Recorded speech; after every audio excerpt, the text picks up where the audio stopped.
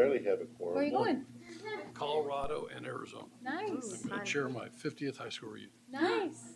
with a bunch of derelict guys. I'm like, I don't go to those. And they are derelict, let me tell you. Good evening and welcome to Victor Valley Community College Board of Trustees regular meeting of Tuesday, August 13th, 2024. Do we have roll call?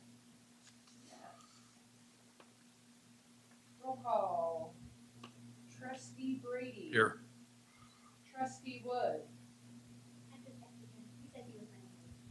Okay. Trustee Wood, will you join us? Tell him that I'm going to eat his dinner. He'll be here on time. He is a good orderer. Trustee Tarpley. Present. Trustee DeVeritis. Here. Student Trustee Reyes. Present. Superintendent President, Mr. Dr. Walden. Mr. Dr. Daniel. Present. The complete written request to address the board shall be submitted at the beginning of the open session portion of the meeting.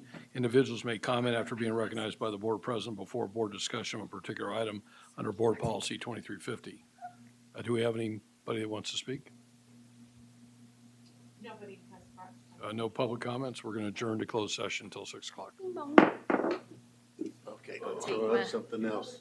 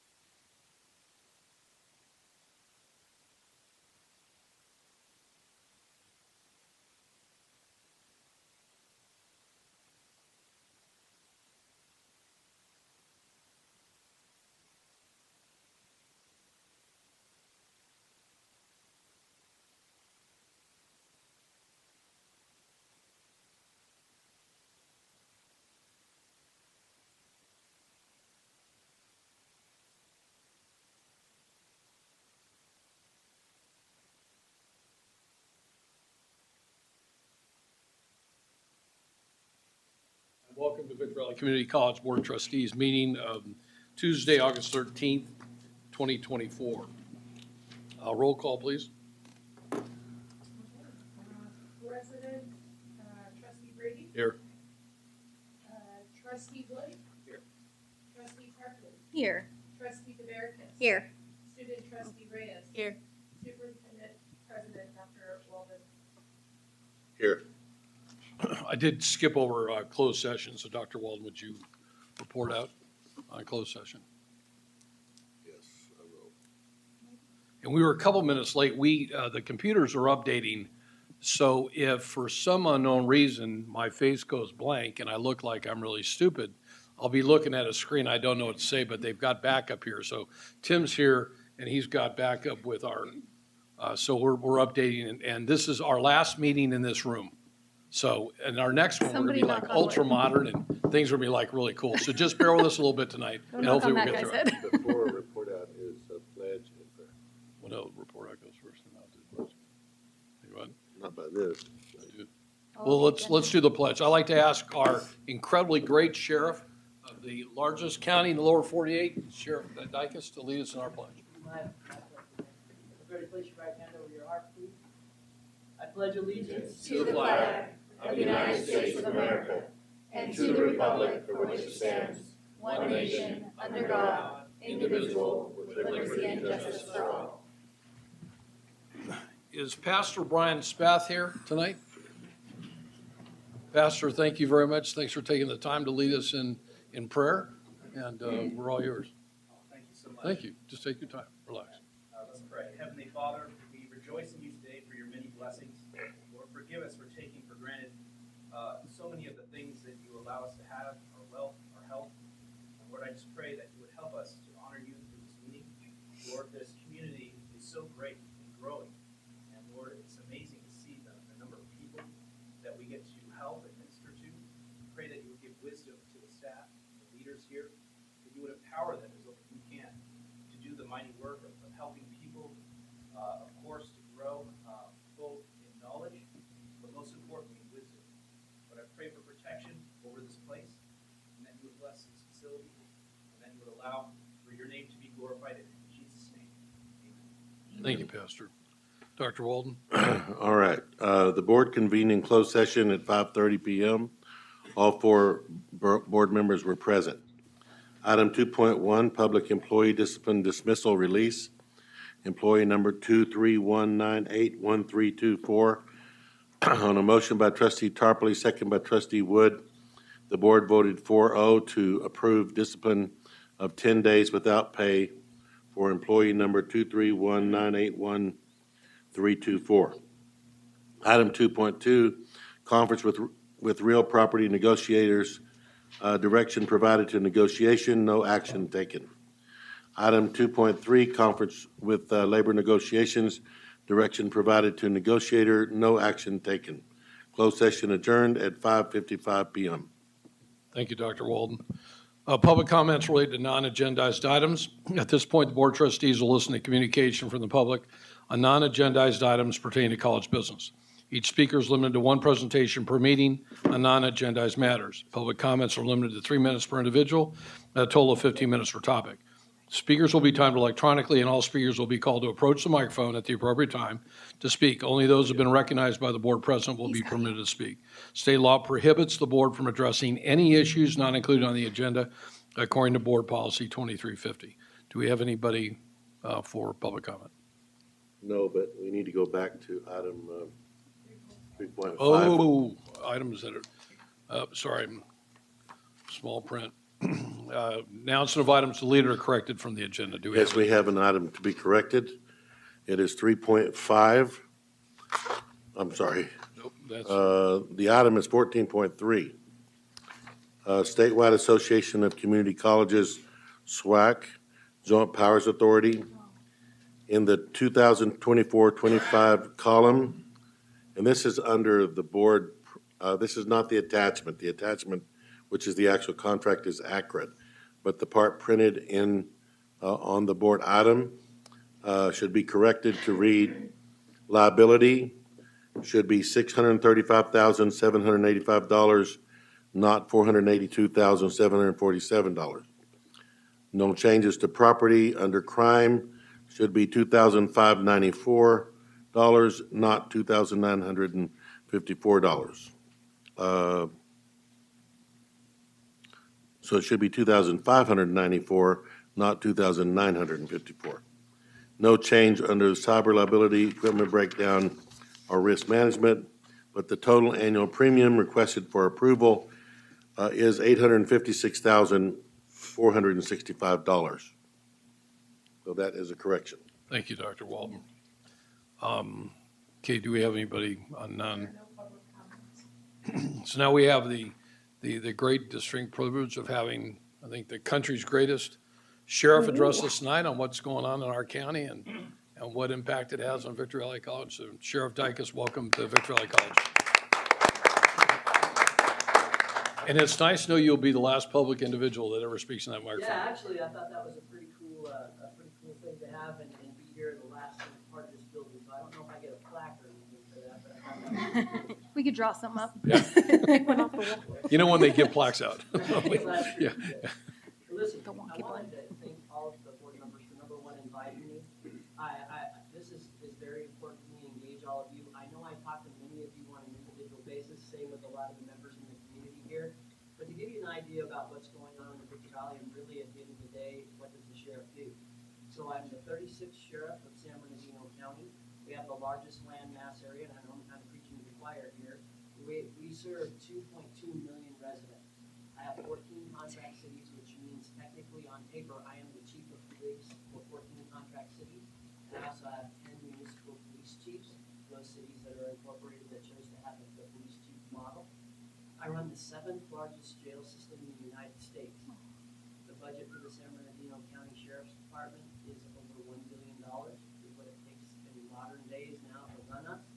And when I talk about how large that jail system is, our average daily population is somewhere around 4,200. But if I can give you a picture, we all know a lot of things that are going on in politics and what the sheriffs have to deal with. We talk about reformist measures and different things going on. But we had, before prison realignment, we booked on average about 82,000 to 83,000 people a year.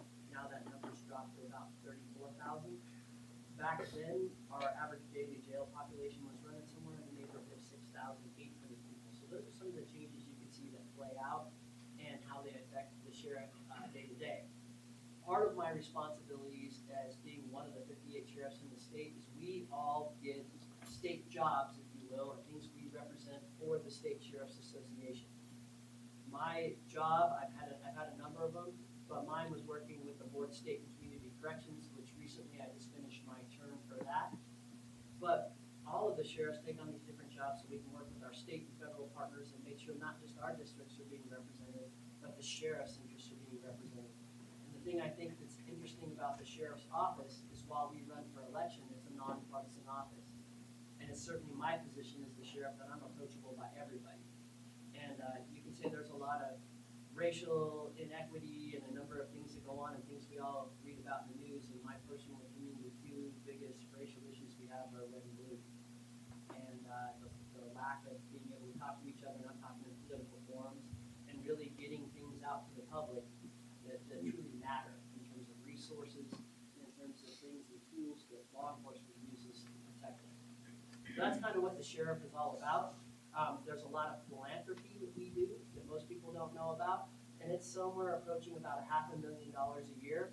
Some of that is funded by the Sheriff's Rodeo. It's actually a professional rodeo cowboy association rodeo sanctioned event. It's a big deal because it's the last event before those that are enthusiasts in the sport go to Las Vegas for the National Finals Rodeo. But why is that important to us? It sounds really flashy. It's important because every dollar that we make out of that, which is a little over $100,000 every year, goes to kids' interests across this county, 501c. And when the rodeo goes on directly across the street, we host every Boy and Girl Scout troop at Glen Helen Park to do their jamboree. We bring those kids over and we expose them to the sport of rodeo if they want to see it. We call it slack. It's those folks that didn't make the big show, but they still get to compete and show a lot of agricultural jobs and expose them to a part of life they've never seen. But that sounds great. Well, great, Sheriff, you're only dealing with the kids. The parents are involved and they're doing good things. We also pay 100% for big brothers and big sisters to come in with the kids that they're mentoring and make sure that those kids have the exact same experience. And then every academy class, which I usually go through and graduate 3 to 4 classes a year, they get to pick their favorite 501c. And on average, each class at a minimum is about $15,000, but on average, somewhere between $30,000 and $40,000. That money that goes directly back into the community. So there's a lot of things we're involved in, and that's not commissions and other things that my folks are involved in to try to better this community, but just please know we're heavily involved. So we'll switch gears on all of you for a moment. I'm going to talk a little bit more about the Victor Valley. There's an operation that I have called Consequences. That's my pun against the state legislature because I feel there are no consequences. And what I mean by that is we've lost things from a humanitarian lens on a number of fronts. Number one, our business community is the lifeblood of what we do. And when we protect businesses, when we protect families, and we protect our homes, then people want to move to the Victor Valley and make sure that this is a place they want to raise their families and they want to seek their dreams. That's my job. My job is to make sure that while everybody else is doing their job and bringing in shopping malls and bringing in these quality entertainment venues and things for us, people aren't going to go if we don't protect them. I believe that in some cases there are certain things that have happened in this state that have tied our hands from being able to do those things. But when I talk about a humanitarian lens, I also believe, and I'm not advocating to bring back the old days, but when we pass laws and there are no consequences, I see people, because my deputies see them in the street every day, they're rotting in their own skin from addiction. They're suffering from mental health symptoms and causes that are exacerbated by drugs. And now we're in an epidemic where we see them everywhere. And now people don't want to go to businesses. And if I were to ask the room right now to raise your hand and ask who looks over their shoulder before they get out of their car at Walmart, I bet you I'd see down here every hand raised. That's my job to fix that because they shouldn't have to think that way. So I spend a lot of my time championing things for us, but at the same time doing practical uses. So we do Operation Consequences. And I wanted to share those numbers with all of you and those in the community that are here today just to give you a snapshot of what we do. In terms of Operation Consequences, we put ourselves on the map in the Victorville City and the Victor Valley in what we call the Crime Gun Report. This is going to sound bad on its face. But those people that are prohibited from carrying guns, that we catch carrying guns, end up on this Crime Gun Report. A lot of those are what we call ghost guns. A ghost gun is an unserialized firearm that somebody could buy the parts over the internet and make it and essentially make a working, operable polymer firearm similar to what we could buy from a gun dealer that's a Glock. But again, when you buy it from a gun dealer, you have checks and balances. They make sure you're not a prohibited person. You get your 10 days and you go on your merry way with your firearm. These people can get a working firearm even though they're felons. So we put ourselves on the map. In San Bernardino County, we rated the second county in the state of California where we were recovering those guns. It was number one. Number one was Los Angeles. What's the difference in the number? We recovered a little over 1,500 of those illegal firearms on prohibited people. LA recovered 1,700 and some odd guns. There was only a 340 gun difference. So, Sheriff, why are you telling us that? LA. 9 million people in Los Angeles, and what did I say we have here? 2.2 million. What are the differences? Politics. Politics. We have legislators trying to pass laws that says law enforcement officers shouldn't do traffic stops for broken taillight. We all know our moms told us when things go bump in the night at 2 a.m., that broken taillight at 2 a.m. may mean something. We pull them over for the taillight. What the legislature tends to leave out is the experience of a law enforcement officer. So maybe a broken taillight, and I stop that person, and what your expectations would be of the sheriff's department, any deputy, that ended up being the position that's on call at one of our local ERs. What would you expect the deputy to do? I hope you would expect, hey doc, you got an emergency, sorry to bother you, I hope I don't see you tonight, send them on his way. No ticket, no nothing, has a reason to be out at 2 a.m. Well, let's flip that for a minute. Shannon Dykes is out at 2 a.m., I have a broken taillight, we get stopped. The deputy tells me I get stopped for that broken taillight, walk back to the car, finds out Shannon Dykes was arrested for possession of methamphetamine 2 weeks ago. An experienced deputy is now going to take a closer look at Shannon Dykes. Physiologically, go to any biology class here on your campus. Physiologically, there are things that our bodies do that you can't can't hide. The deputy sees that and develops what we call reasonable suspicion, the first step prior to. You get out, you do field sobriety tests, now you've established probable cause because I didn't pass those tests. I'm arrested for driving under the influence because I can demonstrate that that person, I believe, was under the influence of methamphetamine. And what did Shannon Dykes have underneath the seat of the car? The gun. That's how we recover those guns, folks. And we do it every day, and we do it proactively. That's proactively policing San Bernardino County. That's not what happens in Los Angeles. So when we go through consequences, just to give you some of those numbers, I gave you the numbers of guns, but consequences and consequences alone in our area here, we recovered 57 pounds of cocaine. It's not the 1970s anymore, but it will be on our streets. Methamphetamine, over 3,118 pounds. And I know many of you been in this area as long as I have, remember the heyday of labs, and we had them everywhere, just like we recently had all the marijuana grows, right? That went away, but this is what's coming across our border and what hits just our little Victor Valley area. Heroin, 27 pounds. That's an interesting number because it takes a very small amount of heroin, but the next number should scare all of us, and it's 214 pounds of fentanyl, the new heroin. 217 pounds pounded into a little pill is going to kill every man, woman, and child in this county. Human trafficking arrests. It's happening. It's happening today. And we tend to think about the really egregious things like trafficking of minors or prostitution, and that happens. And we save those people from that. But do we think about labor trafficking? Who's running the fentanyl presses? Who's running the marijuana groups? Chinese nationals that have no idea how they got there. Mexican nationals that have no idea how they got there. Not long ago, we all read the headlines and the murder that happened out here. That was a cartel murder, folks. We don't burn bodies in this country. You burn bodies for two reasons. You're sending a message and you're hiding evidence. Cartels do that. And now we're seeing it here in our little town. Compliance checks. Parole compliance checks in our area during consequences, we've done 162. Probation, 825. 11,000 traffic stops and issued almost 4,000 traffic citations. Because we all know that after COVID, apparently it's okay to pass on the shoulder of the road. Or if it's a double yellow line, it means go really, really fast. And hope nobody coming over the hill is going to hit you, even though I don't care anymore, right? So again, lack of consequences.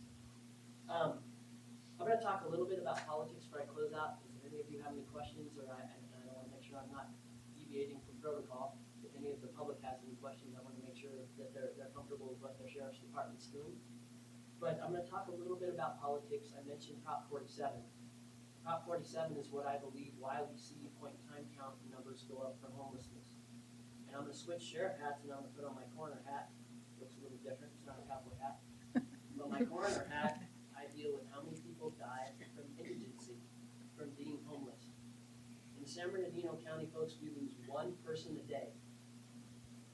One person dies a day from simply being indigent. I don't see the news screaming from the highest mountains. So let's talk about what they're dying from. What they're dying from is blunt force trauma. So imagine that. You have these people that can't see the forest of the trees that are accosting you in Walmart. What's dad going to do when the kids and mom are getting accosted? He's going to defend his family. So some of them die from blunt force trauma. Some of it's with themselves fighting over narcotics, gang members supplying the narcotics, prostitution. You name the crime, I guarantee you it's going to be connected to blunt force trauma in some way. But what should be an emphasis on Prop 47 and why it's not working is number 2. They're dying from methamphetamine intoxication. And when we drop down to number 3 and 4, now we're hitting fentanyl intoxication.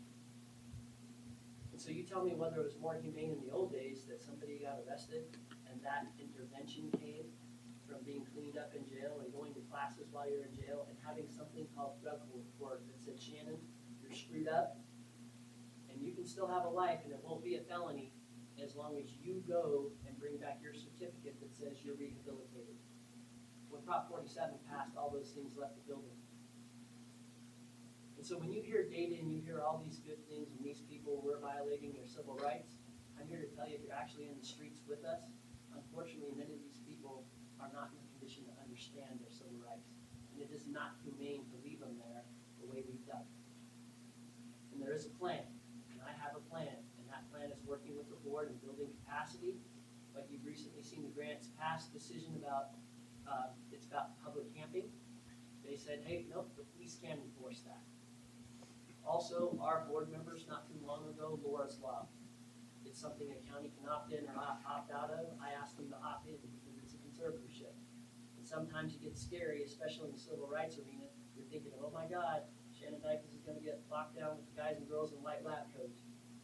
It's not the case. Maybe Shannon just needs a conservatorship because I really don't know how to take care of money. And I spend it on stupid things, and now I'm on the streets because I just don't understand how to do that. I don't have the cognitive abilities to pull that off. So maybe it's assigning somebody in this room that's responsible, that knows me, and wants to look out for my best interest to make sure I have food in the refrigerator. So we adopted Laura's Law. A Democratic senator by the name of Umberg passed Senate Bill 43. Senate Bill 43 is allowing the gravely disabled definition. All of us have heard of 5150, right? Dealing with mental health issues in our streets. It allows to take the gravely disabled definition and apply it to severely addicted substance abuse, that they are gravely disabled. What does that mean? Not locking these people up, taking them to a hospital, getting them before a court, and assigning them somebody that's going to help them. And as we continue, if Prop 36 passes, and that's the part I wanted to talk to all of you about politics, it is the reform measure for Prop 47. The governor and a number of our legislators did pass a slate of bills that kind of touched around the edges of 47, and frankly, they are good for law enforcement. They are good for law enforcement as it relates to organized retail theft. What I call the sexy stuff that we see on the news. When you see 60 people going to Macy's and rip Macy's off, and the police security guard can only grab one or two of them. So they've addressed that. But what they don't address are major employers like ours, like Stater Brothers, or that person, the single person that does that petty theft, but does it 7 or 8 times a day to the same store, and are only able to receive the citation because they haven't reached the threshold that Prop 47 changed to $950. We're allowing people to rot in their own skin as a result of Prop 47. Prop 36 is going to fix it. Okay, well, wait a minute. You're going to hear from some, my gosh, Sheriff, we're rolling back. We have all this reform, but we're rolling back. We're going back to draconian measures. What Prop 36 does in terms of drugs, it gives Shannon Dykes a choice. When I go before the judge now will be able to tell me if the voters pass this. Shannon, do you want to go to jail, or do you want to get yourself fixed? Because if I can sentence you to drug rehab and you're willing to do that, and you bring back the completion of that, then you won't be going to jail. And if you could care less right now, then you're going to go to jail and you're going to go for a significant period of time. But they put it in their hand and their situation. And they do that, and I think that's pretty humane. As it relates to petty theft, it brings back what we had before, and that's petty theft with the prior. We're a forgiving society. You may be impoverished. There may be a number of reasons why you did what you did, but by the time you do it the 3rd time, you haven't fixed yourself, or you haven't found the right agency that's there to help fix you. And I think we all know we've got a lot of great faith-based and community-based organizations that are willing to help anybody. So those are some of the big things going on in terms of the state of California. And please know that not just your sheriff in this county, but your sheriffs across the state. We don't subscribe to red or blue. We subscribe to what's good for the people we serve. And we see things on the streets. And the difference between my voice and what I'll call a regular politician's voice, I'd love to say I'm not a politician, but I do have to run for office. But the difference is that we need the people suffering in the streets. We need the business owners and the victims in the streets and where these things happen. And it's incumbent upon us to speak to their voices, including the voices of those that are rotting in their own skin, regardless of whether or not they're committing crime. So I've asked you to swallow a lot today. I don't know if anybody has any questions, but please know the men and women of law enforcement, doesn't matter whether it's a municipal organization or whether it's the San Bernardino County Sheriff's Department, we genuinely are out there doing the job you expect us to do in a very violent time. Since I've been the sheriff, we've had 67 officer-involved shootings. Some of my deputies have been killed. Some have been shot and injured. Some have been injured to the point where they can't be deputy sheriffs anymore. And I like to say the majority of those gun battles, unfortunately or fortunately, whichever way you look at it, I look at it as fortunately because I expect them to go home to their families. But it's still a tragedy. It's a mental health tragedy for them, and obviously a tragedy for the family of the person we had to shoot at 67.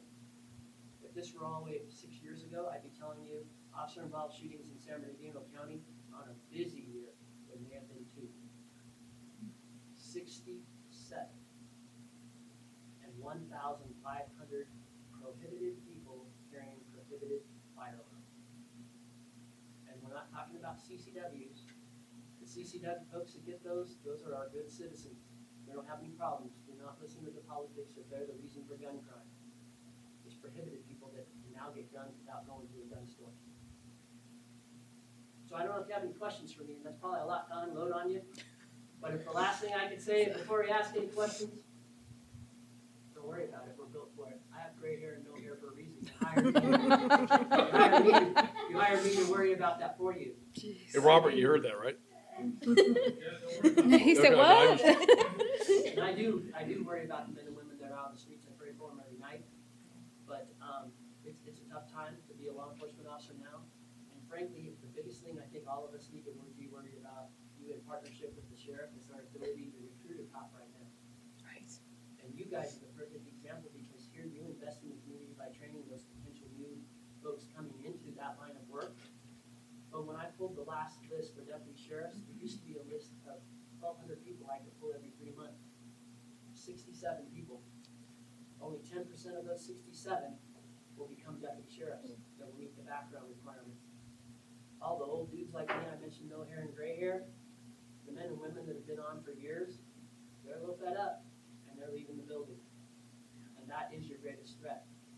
Lack of experience and nobody willing to step up and take the seats of those before them. At a time where our board's very supportive, we've got more money, we put more money into our county areas in terms of the number of deputy sheriffs. I've never seen it in the 33 years in this department, and the other 4 years I have working for the government, both in the military and the federal government as a police officer, seen anything like this. That's our biggest threat. So thank you for letting me speak to you, and I'm more than happy to take any questions if there are any. Let me ask the audience. Does anybody have any questions from the audience? Sure. Recently, the Supreme Court ruled on homelessness and how it affects states. Newsom rolled out some whatever on how counties can deal with it and stuff. And we've seen, neighboring counties like LA and how they're choosing to handle that homeless situation. What is happening in San Bernardino County? Because I know here specifically in the high desert, a lot of us are concerned with homelessness. So is there anything that you guys are doing as a result of what Newsom has said per the Supreme Court, where you guys are taking more action outside of the HOPE team to find resolutions to these homeless encampments and stuff, even as far as clearing? Yes. So the answer is yes and yes. Not what I'm calling my full court press yet, because I'm using the humanity lens like I spoke of earlier. But one of the things the governor's threatening to do is also take money away. And I'll be honest with you, I don't necessarily disagree with them, because I've seen money not spent to what I see as causes or groups that actually can affect change. And there's usually not a good analysis of that. It's just giving money out to everybody, and now what do? We just had that last independent audit where millions and millions have been squandered, and we still see the problem. So what we're doing in the board is invested $72 million here in this county for building the infrastructure. That's not going to solve our problem overnight. So one of the things I'm trying to work on is, and this doesn't matter, you talk to even you folks that are in here, nobody wants these types of facilities in their neighborhoods. We all call it Indians, right? But these types of folks are coming and going from my jail facilities already. And what I'm trying to do is work on taking one of my jail facilities and offering that property up to become a homeless shelter. Minimum units specifically that don't have bars on them, that can offer pretty much overnight anywhere between 400 and 600 beds, and have, not the cops run it, but have one of these service providers that's proven to be an expert in this area, run it on behalf of the county. And then I'm going to next door to it on more recently built facilities, remodel those, and build a reentry facility so that those are introduced to incarceration, that will have a place when they do get released and come out, when they're surrounded with resources and not surrounded with here's your bag and here's the door. So that's what we're gonna do. But not putting your question off, I am doing something called sheltering now, where we have ramped up our efforts. I certainly don't want the governor to follow through on his threat in this county to take the money away. But the tools I mentioned, Prop 36 is another one. And we need to realize that the HOPE team has housed everybody that wants to be housed. We have over 2,000 people in this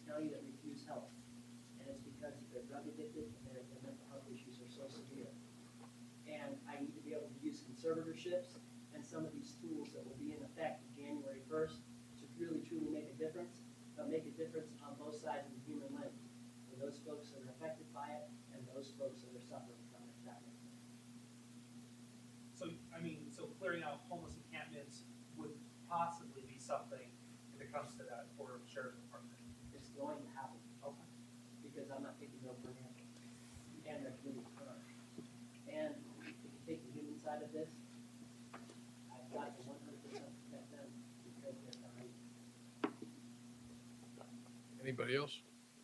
Any trustees? Do you have a question? Are you looking at me? We'll just, do you have some? Oh, sorry. You know That how was a you- little depressing, just FYI. Yeah, I'm sorry, next time I'll come with the Yeah, we need the motivational speech. balloons and the pep I'll bring talk. the rodeo video and all the kids. That's what I want. Thank Gotcha, I'll bring you, the Sheriff, horse. thank We can you. equine therapy. And just do a PowerPoint. Yeah, we'll just do power. Perfect. And if Yes, you notice, go. I did get talking points, but if you noticed, I. You didn't wrote look the at 'em. Numbers, I didn't look at them. You didn't look at them. Folks, this is real. Is that an extra copy? Yeah, if you'd like it, you're more than happy to have it. Yep. Just the facts. So, a couple of things. I'm glad you brought up the traffic enforcement. Yes. We know each other. Maybe you don't remember, I don't know. I am a local attorney. I do have 2 master's degrees in criminal justice and work in the field. I'm glad you brought up traffic enforcement because I was going to bring it up. For a long time now, my personal experience over 20 years up here in the Victorville Court, also a resident of the High Desert, we used to have traffic enforcement up here. And I don't know what you're told, but I can tell you, and everyone in this room who lives up here and commutes up here would tell you, we don't have any traffic enforcement up here anymore. Mr. Brady's office used to be at the corner of Bear Valley and Industrial. Every single red light cycle at that intersection, 2 to 3 cars per red light cycle. I'm not The talking. max I saw was 8 once. Yeah, per every single time And that what was light the turns semi? red, a minimum of 2 cars blow through the red light. Now, the truth is, most of those people probably aren't criminals, but I know based on my work, what I do, plus my educational background, that the way that you suppress crime in any area starts with traffic enforcement. And you're 100% right. I mean, the number of cases that I see that started with a traffic stop for speeding or for a tail light or for running a red light, then there's a gun in the center console or a bag of dope on the seat or some probable cause right out in the open that then leads to something more. And the truth is, and I'm well aware of this, that the arrest that's made at a traffic stop prevents the robbery later on that night. It prevents the murder later on that night. It prevents the domestic violence later on that night. It may You're gonna get me to argue with that. You're all- right. Well, so You're my point is, call me if you want any good ideas. I'm happy to help. I've actually offered to come teach classes Committee at of the one. academy, and some of the people at the academy were all for it, and some couldn't stomach the idea, which I thought was silly, but it's fine. I get it. The truth is, though, I don't know what you're being told down the hill, but the truth is there is no traffic enforcement in this high desert. Does anybody in this room feel like there's traffic enforcement in this high desert? Am I the only person that's gotten a speeding ticket? Is that true?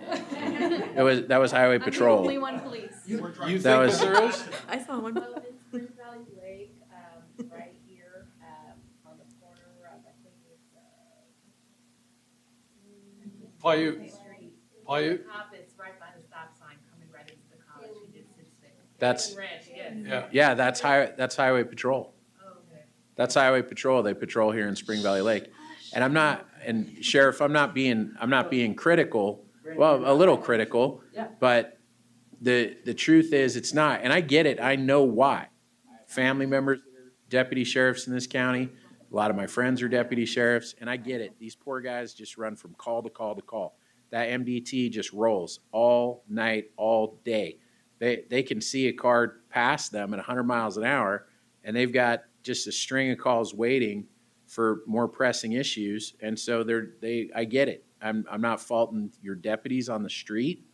I actually almost got hit the other day with a deputy at the other side of the intersection, and I didn't have a stop sign. The car coming cross traffic did. The deputy stopped when she didn't have a stop sign, because we both saw this car just humming down the road, and we both realized that car's not stopping. And right through the stop sign, would have hit either one of us, And I kind of went like this at the deputy and was like, and she goes and turned the other way. And I didn't think bad thoughts about her. I recognize she's probably going on a priority call that outranks a traffic stop. But the traffic up here is insane. The stuff you see. My wife and I were going down Apple Valley Road. There's a divide in the center. We got passed by a car going 80 miles an hour down the middle lane. That happens every day on Seneca, because that's a street you frequent. They use the center lane as a passing lane, like you made the comment about the shoulder and whatever. I remember when we used to have the traffic units up here, and I was good friends for a lot of years with Brian Moeller and Holland and those guys on the motor units. And I think they had a huge impact on the larger safety of our community. And I think the sheriff's department, and I know it's all contract cities up here, so you've got to get the city councils on board. And I'd be happy to go with you and talk to the city councils. I'll come stand next to you and make the pitch. The city councils up here need to invest money in traffic enforcement, specific traffic enforcement. I know how your contract works with the cities, and you got to run priority calls first. You can't pull the car over and leave a guy being held at gunpoint in a liquor store to hang out while somebody writes a traffic ticket. I totally get that. But the cities need to get on board. They need to be educated. I think a lot of the city councilmen, they don't know how the trickle-down works. They look and they go, we're not going to spend an extra $500,000 for traffic enforcement when we have all these robberies. They don't realize the $500,000 on traffic enforcement will reduce the number of robberies. But I think that needs to be something pushed in a big way. And I think that if you think there's traffic enforcement in this high desert, I think you're wrong. So I agree with everything you said, that I like traffic enforcement to be better. The stats I gave you are just from consequences, and it is to try to get me to address the gap that I'm seeing that you're seeing. But let's talk about a couple of things, and I'll give you some cause and effect of what I think is going on. How many of you seen the governor that's redistributed CHP to Alameda County? What are the 3 most deadly freeways we just all read about in the newspaper? 15. 15, what else? 10? I think the other one was the 60. All in the Inland Empire. They say there's more CHP surrounding the Capitol, and when Biden went to San Francisco, they moved 1,200 CHPs up there to clean up the streets. That's BS. See, that's what I'm saying. So that we got to watch politics, and if those accidents are increasing on our freeways here in the Inland Empire, commute times, all those things that we're all affected with.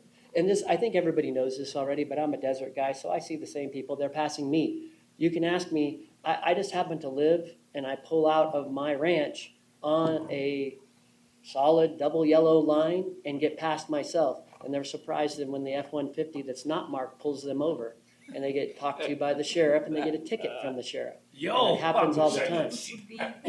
Right. Hey, hang So- on. Where's this? I would frame that ticket. I'm gonna come I got past a ticket you. from Sheriff. I want one of those tickets.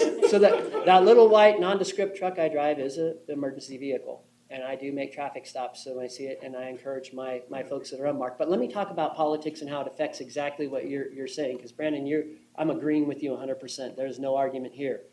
There was a Racial Identity and Profiling Act passed.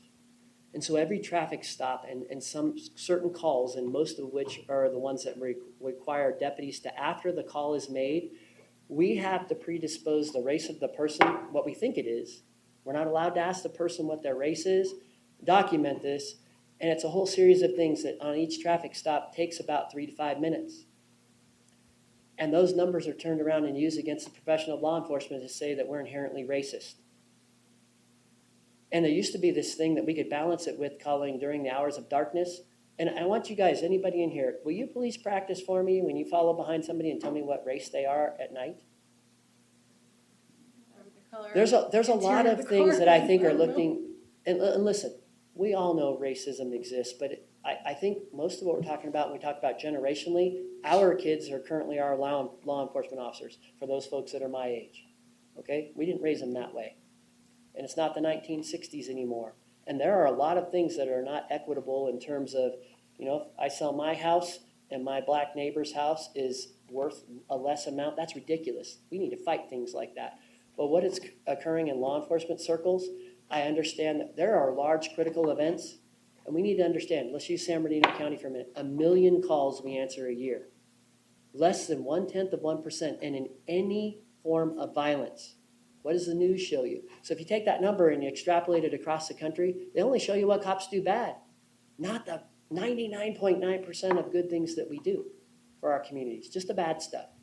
So what does that make people think? It makes people think every cop's a racist. So when they pass the Racial Identity and Profiling Act, law enforcement officers, it's additional work on top of all the calls for service and everything they got to do, and only that data is turned around and used by academia to say, you guys are inherently racist. Not that, hey, maybe white folks are bad drivers. I don't know. And I can tell you, if we really looked at it in a different lens, there are probably some crimes that are inherent to different races. It just is what it is. And I could probably guess them off the top of my head just through frequency. But at the end of the day, it's fairness across the board. And to saddle this work on there to try to prove that there needs to be all these reforms and things, we've gotten a little too far and a little too backwards. And here's the other thing. I'm the elected sheriff, and I can promise everybody in this room, if I have a racist deputy sheriff, they don't need to worry about an activist. They need to worry about me because they're fired. I don't stand for that. You want, and so, okay, well, that's great, Sheriff. You're going to run for election, and we're going to do this, right? We're going to hear all that nonsense. Let me tell you what I have 100% care and control over, and you can determine about whether or not the person that's running the San Bernardino County Sheriff's Department is racist, and I invite anybody in this room to come. When I do a California concealed weapons permit, you come there. Because what you're going to hear in politics is, oh, the sheriffs, they only give CCW permits to old white guys that contribute to their campaigns. What you're going to see in that classroom is 150 people almost every 2 weeks that are concerned for their safety, and they're Hispanic, and they're black, and they're white, and they're young, and they're old, and they're male, and they're female, because they're afraid for their families. And I make sure if they want one, I don't care about the color of their skin, I want them to protect their family. Because I know my troops, they will break their necks on your worst day to get to save you, but let's face it, we're 20,000 square miles, and it's 100% incumbent upon me, if you want to be able to protect yourself, that I give you the opportunity. And that's how you tell whether or not a department's racist. And come check it out. I'd like the journalism to do that because they'd be apologizing right now. Yes, sir. No, they wouldn't apologize. But you're right. Sheriff, No, they wouldn't. You're right. Don't get crazy. Sorry, I'm getting crazy. you know, I think what Trustee Wood said, I mean, it really hits a nerve because he's over at the courthouse all day long, and I've always said if I got arrested, he'd be the guy I would want to have get me off. Most people don't realize, it was Victor Valley News that's put this out the last 2 years, that out of all cities in the country of a population of 100,000 or more, Victorville and Hesperia rank number 5 and 6 in the country with the most amount of accidents. Yes. You know, now, okay. Trustee Wood, we've been together a long time. I can't imagine there's an elected official anywhere on this face of this earth that doesn't see what's going on. And if they do, they're dumb, blind, and stupid. I mean, you just all drive to Spring Valley Lake right down the parkway. I live a 4-way stop. How many times have I called you and begged you and told you I could balance your budget by just what goes on Saturday mornings? I mean, Saturday mornings you see a pattern because they know that you guys aren't around. Kind of a funny story, about 4 years ago, I wrote the captain of the CHP a formal letter on my letterhead, carbon copy the captain in San Bernardino and the captain in Sacramento. I asked them if they moved the office. My second paragraph, I said I couldn't get a ticket if I wanted to because you don't see them anymore. And then you hear the governor move 1,200 up to San Francisco to clean the streets so Biden could come to town. That doesn't protect people here. So I really appreciate you being here. I'll close and I'll tell you this. I think a lot of us in this world are challenged with what we see on TV, and we're in a political year and we're really divided. Last Saturday morning, I could hear my wife scream across the house, and we're really insulated. Joe, I got great news. I'm thinking, wow, okay, well, we don't have any kids, so I have grandkids coming. She came in, and she's holding our phone about some operation you're doing with different cities. and different, and I've noticed them on up here. You've got what Montclair and Upland, is Redlands a part of it? Yeah, most of So the we saw municipal, Redlands it's all of today. us together, because we do the same thing in their areas, and it's consequences. What I gave you the statistics from, And it's that she operation. was so excited thinking all these, and she read off the stats, and what was funny is she went to Facebook, and typically up here, you might get a different Facebook response from people about, we don't need the cops. Like 99% of the people were saying, thank God you're here. So I just want to, thank you for coming here tonight and taking the time that you did. And thank you for doing that, because I don't feel safe up here anymore. I mean, if I wasn't so vested up here, I could tell everybody here I wouldn't be here. We need Because to, of- we need because to of the safety issue. unhandcuff our cops just a little bit and stop making them look over their shoulders for doing their job. And trust that we do have captains, lieutenants, and sergeants that when they screw up, and you guys have seen me on the news, it's happened up here in the high desert where we've screwed up. And the first thing you see me in the press conference is I own it and I do something about it. Trust the process.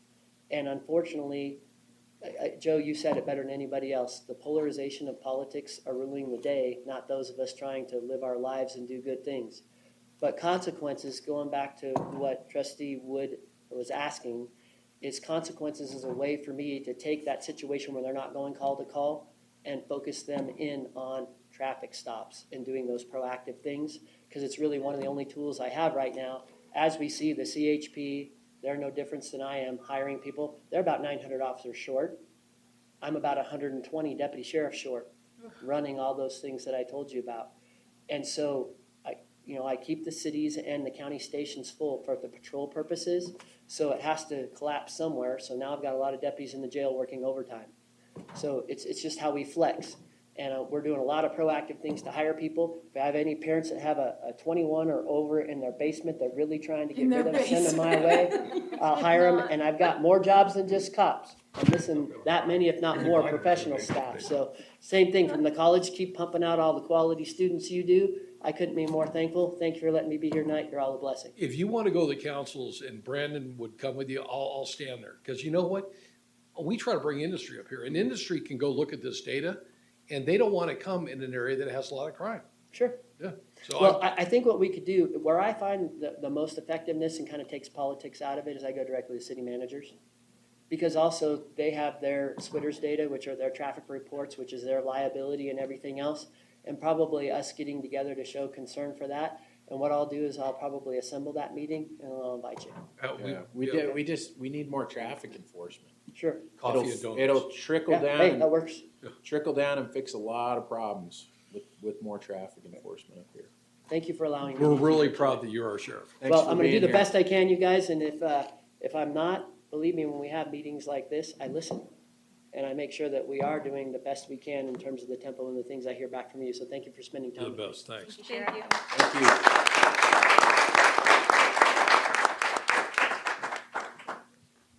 you. Yeah, I have a comment about that.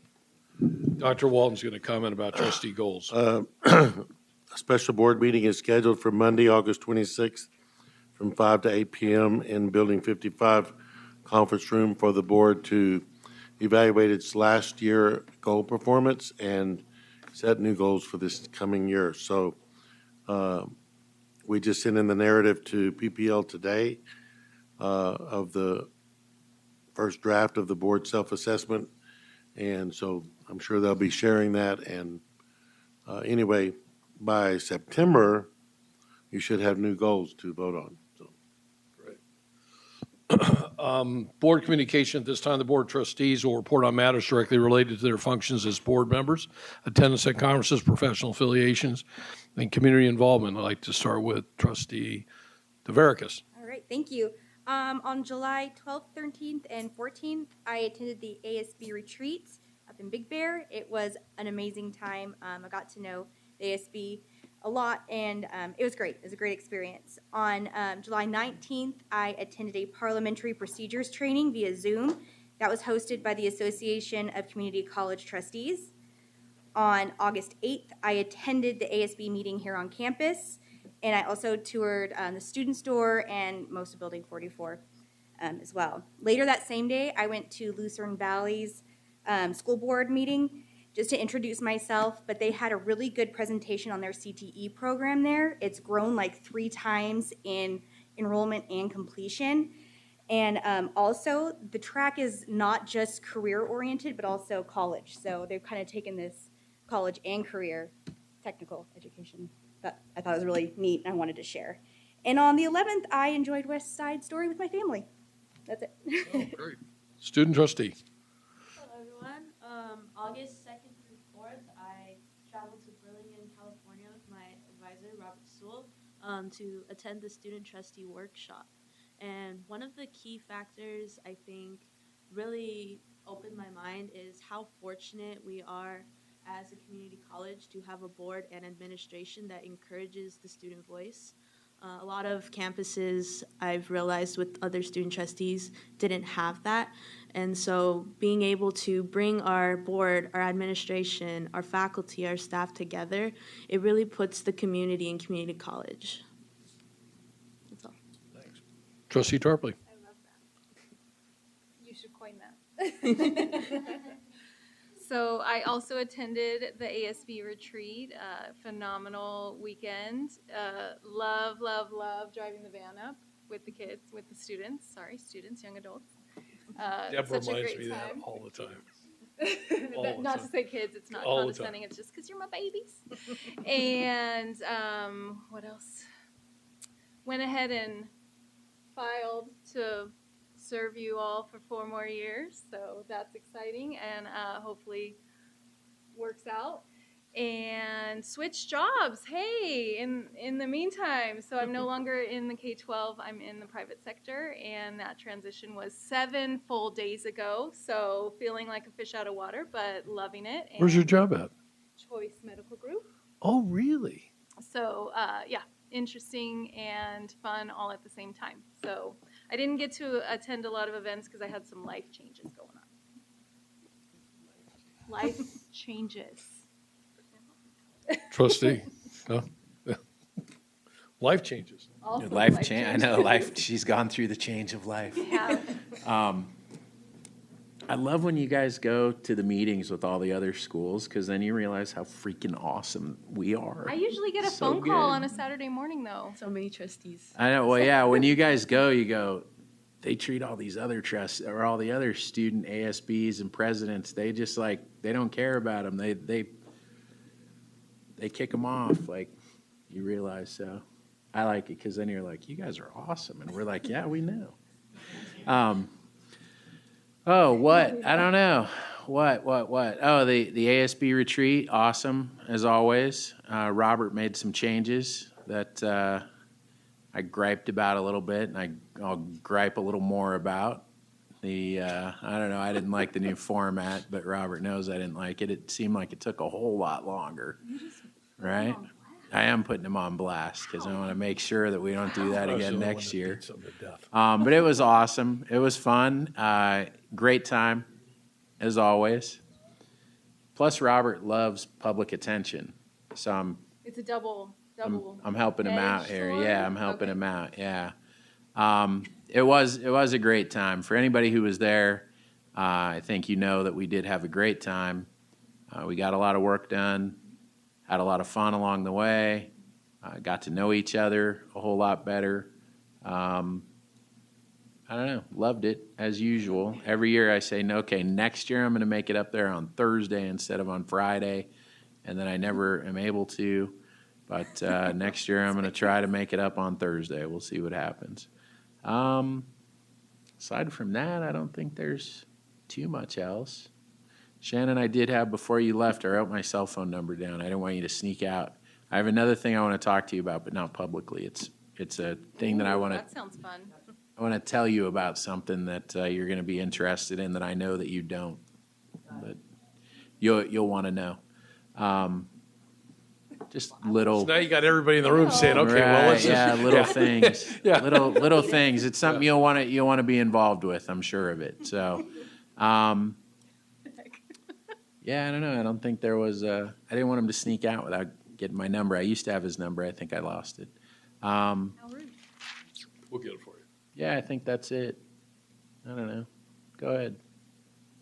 Well- Save me from myself, Joe. No, I know that that the sheriff will allow me to give you his number. This year, Go get this his number and take it to the sheriff. Please and thank you, Haley. He's waiting You're for the queen. he's waiting for the right time to sneak out when it's not obvious. I just wanted to give it to him before. I'll be here for you. He's invested. Probably, Sheriff, right after this, we're going to take a 5-minute technology break, so it'll be the time to go. This is my 13th year doing this. This year, Deb went. This was the second time that she went. And what's funny is that this list has been sitting on our counter that I've moved around. She left there. We were really pressed that weekend because we were down below and had to come back up and go down to LA. And she was really stressed. And when she got in the car, she said, one, I am so proud of this school, and I'm so proud of the trustees, and I'm so proud of the students. And what was interesting, she really got into the goals. I mean, really, she talked the entire time. She goes, they want mental health. I mean, these were the issues that my wife came away with. Of the major issues, I don't know, we'll get your goals, but mental health is a big issue. More security, help hotlines, handicap needs, more lighting outside, more nature and outside areas, recycle receptacles, more basic training classes. I mean, she really got into looking at all that. So it was kind of fun. It made for a great conversation home, and she's real proud. The second thing, I think your wife read every single goal. Before the cut, that was 363 goals. And your wife read every single goal, all 300 and whatever. I know. No, 342. She read every single one of them. So for those who have never been on up there, they put together their goals and they work them down to like 10, and they put these sheets on the wall. They take up the entire room, and I've seen as many as 400 on there. So it was actually pretty cool. Second thing, so imagine if you were still in education, you got a call from the Secretary of Education. And Brandon, let's say in law, you got a call from the director of the bar, okay? Well, 3 weeks ago, this is something I'm bragging about. And part of it starts with that nice lady in the back, Regina Brown, who does real estate. So part of my goal is to better connect please stand so everybody knows who you are if they don't know. So, I think I've got the luckiest goal because I'm able to connect the community with the college, and I know a lot of people. I'm blessed. And one of the first lunches that we've done, I think we've done like 10 or 12 so far, was with the residential brokers. And we had a lot of the prominent brokers there, the Phillips and Lamrose and all that. And we went through and said, okay, this is what the college is doing. What can we do for you? And their biggest complaint was that anybody that wants to get into the industry has to go take take the test, but then they have to go to either, the choices are Sacramento, Oakland, Fresno, LA, Orange County, or San Diego. So most new people that are trying to get a license have to pay the money to take the license. Then they have to go down the night before. And I mean, you can't get a good hotel room anywhere, for less than $225 a night. Plus now that everybody charges parking. And that latte that's $8 in Victorville is now $18 down there. So they can't afford to go. So the industry is not getting the right amount of people. So what the group said is they kind of challenged, they probably challenged me to see, if I was, maybe had the guts to write the Department of Real Estate and the commissioner a letter. Long story short, Dr. Walton's very familiar with it, and so is Regina. We've had a volley of, I think, is it 6 letters so far? The commissioner, it's been a personal relationship. Well, all of a sudden, about 3 weeks ago, I get a call from this young lady saying, hey, Mr. Bray, the commissioner of DRE wants to talk to you. I'd forgotten about this. I'm thinking, oh no, man, I got a problem with my license. It's my livelihood. Because when you get a call from DRE, and I've gotten one, and I've been a broker for 43 years. I got one years ago on an audit, passed it well. But when you get a call, it's like a call from the IRS. So long story short, let me tell you where we are tonight. I'm really excited about this. I prepared a memo that's somewhere on my desk because I'm leaving very soon for my 50th high school reunion somewhere in this country. The commissioner and her assistant have said the time in the letter could not have been better. So, skill is great, luck is better. They know that there's a problem with these areas. And San Bernardino County has the 6th largest population of people trying to get a license, and they can't do it because they can't afford it. And there's 433,000 licensees today.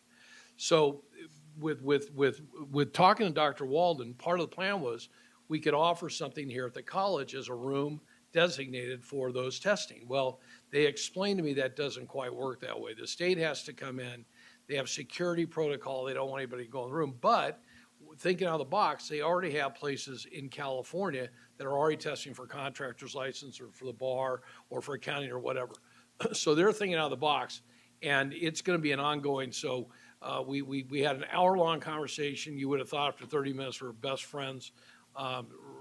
Regina, I appreciate the push. Dr. Walden, I appreciate the confidence, and I appreciate everybody helping, because this is a team thing, and I think we're going to pull this off. I think at the end of the day, if we can find it, there's 3 testing facilities in Rancho Cucamonga and Chino Hills. They're trying to find if there's one here. They don't think so, but if we can get some in Rancho Cucamonga, I think that would help, and then eventually as our valley grows. So that's really good news, and I want to share that. So thanks much. The next thing I'm going to do, and just bear with me while I do this, okay? I want everybody to stand up, okay? And I'm going to This take a is gonna be picture. fun, No, guys. just trust me. You're going to know why I'm going to do this. I want everybody to stand up. Oh, us Everybody. too? Oh. Yeah, and put your thumbs up. I'm going to take a picture. I'm going to tell you why I'm going to do this. It's not going to be on national TV or Fox News. So give me a thumbs up. Everybody give me 2. Okay, hold on here. Okay, so Robert, can you please do that for the board here? And I'm going to tell you why. Hey. Hey. That's right. Okay. I got some sad news. Okay. And the reason for the picture is this. Many of you know that Dr. Wagner and I had kind of a special relationship. I probably got in a little trouble when he was the president of the college, so he probably heard my name a little bit more than what he should have. But long story short, he was down here 2 months ago, and Stacy and him came through. His son is director of economic development for the city of Henderson. So he's really been trying to get down here more, and we put off a couple trips, and finally he agreed to come down. And at the last minute, Dr. Walden agreed we were going to sneak him into the new educational facility, which was really his baby. But Trustee Pinkerton and I really kind of put a lot of pressure on him to get that thing done. We had a great walk around, and then we went to have lunch. Unfortunately, Stacy couldn't be there. She was sick, and unfortunately, my wife Deb couldn't be there. He was looking good. He was in great spirits, real thin though. He left, and and we keep in real good contact. And all of a sudden, his health turned not well last week, and they reached out. He was in bed, and we had what probably was our last conversation, and he had about 4 minutes of air left. He didn't realize at the time that he had pneumonia. So he is skin and bones, probably weighs 90 pounds now. His body's full of cancer, so he's done everything he can to beat it. And Stacy and I go back and forth real frequently. And they got him to the hospital, and the doctor said he's got pneumonia, and there's really not much they can do. So they've ordered hospice. The reason for the picture is I'm going to send, Robert's going to send me this picture. I want to send that to him with just the wishes of everybody in here. He meant a lot to me. I know he's meant a lot to this college and the people that are up here.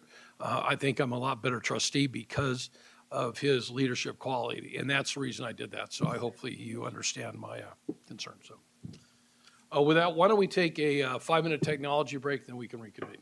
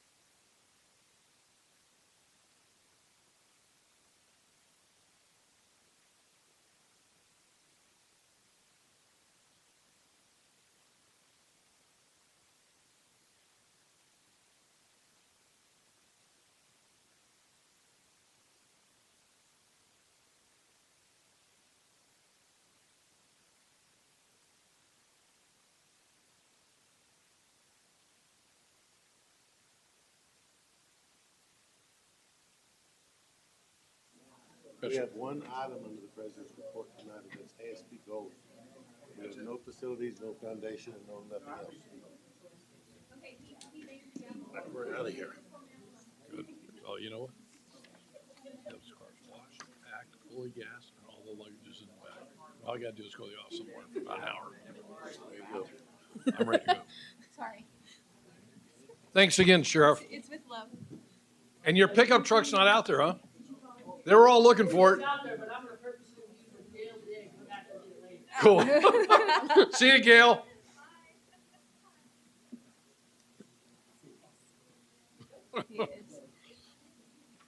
We all here? Dr. Walden's going to lead us in his President Superintendent's report. Well, just a little heads up here. For facilities, all indicators at this time indicate that the next board meeting Don't do it, in don't. September will be in the don't new do it, facility. Not jinx us. So we're going to do a mock board meeting on a day that we've already selected and we're telling you about. And try everything and see if we can make it work without it breaking. So who's going to be Trustee Wood? I'm going to be all the trustees. Oh, wow. We would like I'm going to vote that for to be myself. videotaped Oh, happy day. and sent to us. I'm going to vote for myself that night. Dan's gonna get a raise all of a sudden. It was Anyway, unanimous. Anyway, so Oh. we are working on the punch list and they're making a lot of progress, so it's looking good.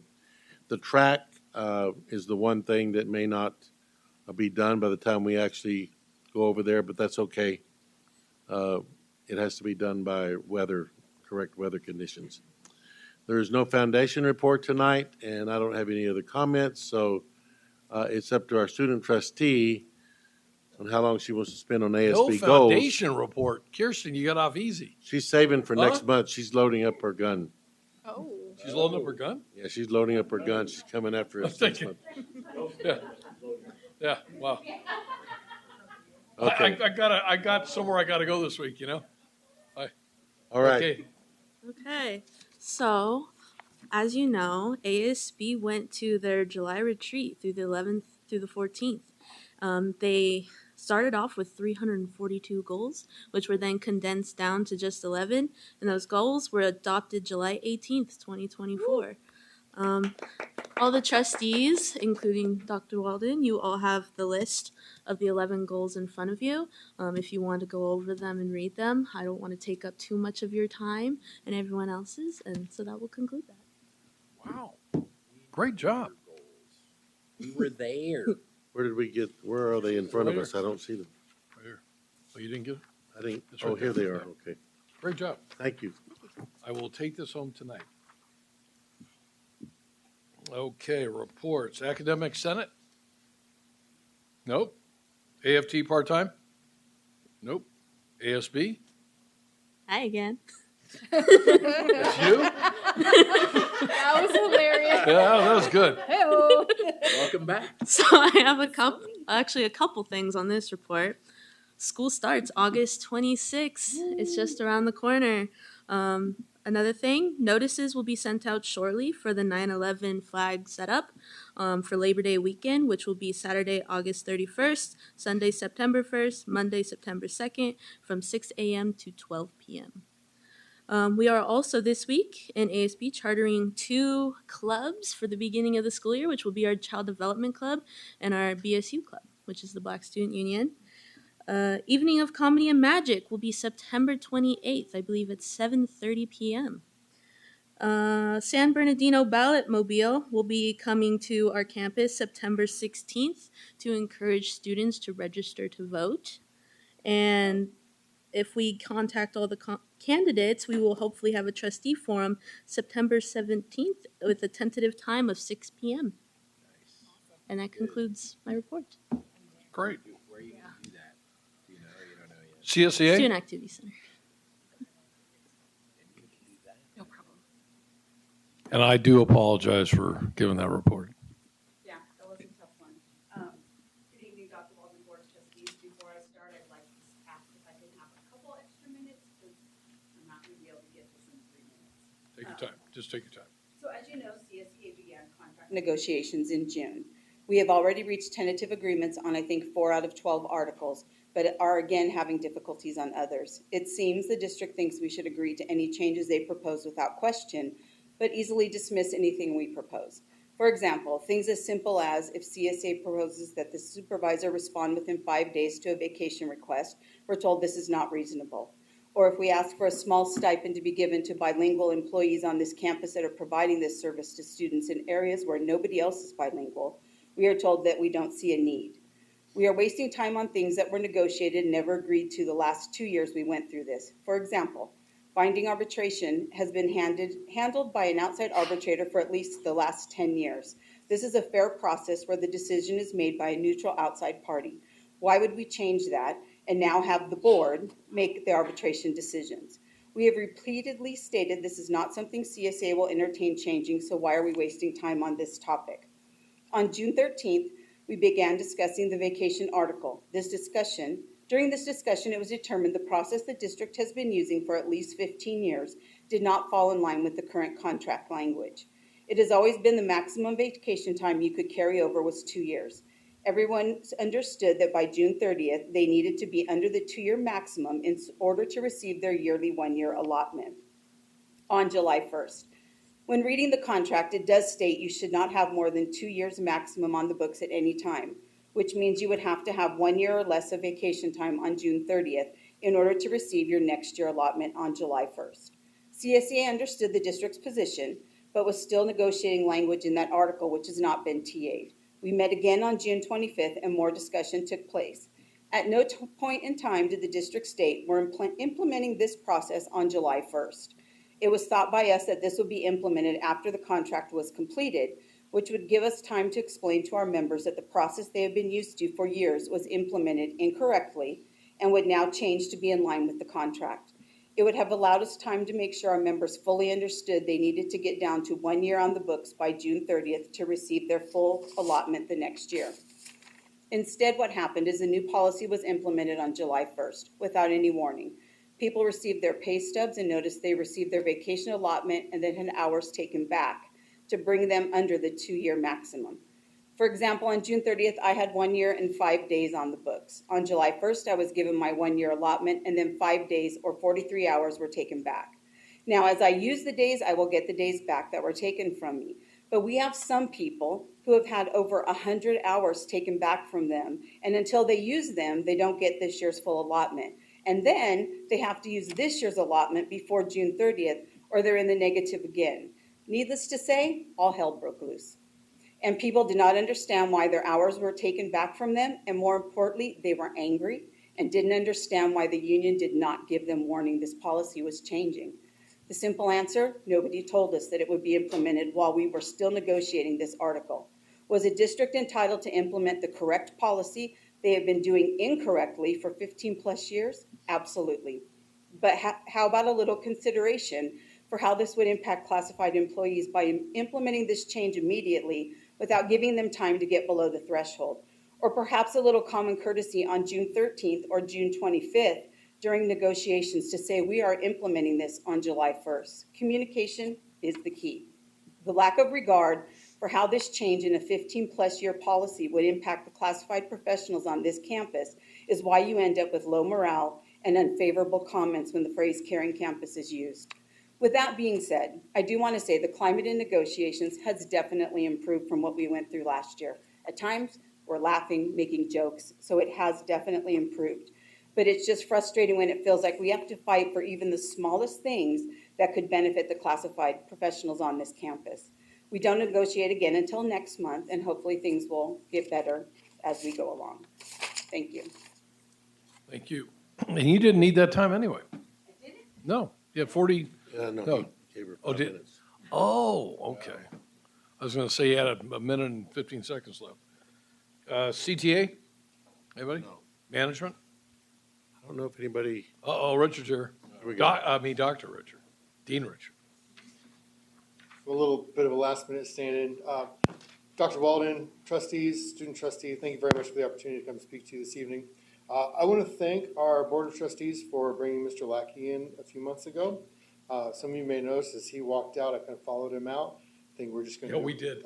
a quick tour of campus, and we managed to turn that into, on July 16th, Mr. Lackey and Anna Zarley, I believe is his assistant's name, came and toured multiple facilities at VVC.